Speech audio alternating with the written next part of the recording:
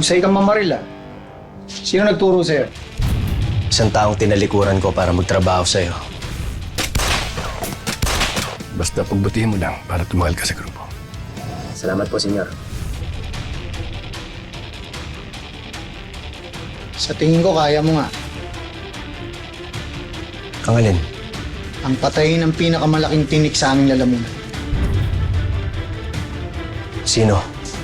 Si Edgardo Magallanes at ang anak niya si Elias Guerrero. Celias? Bakit? Kilala mo sila? Bakit? Kilala mo sila? Saan sila mahanap? Saan sila nagkukuta?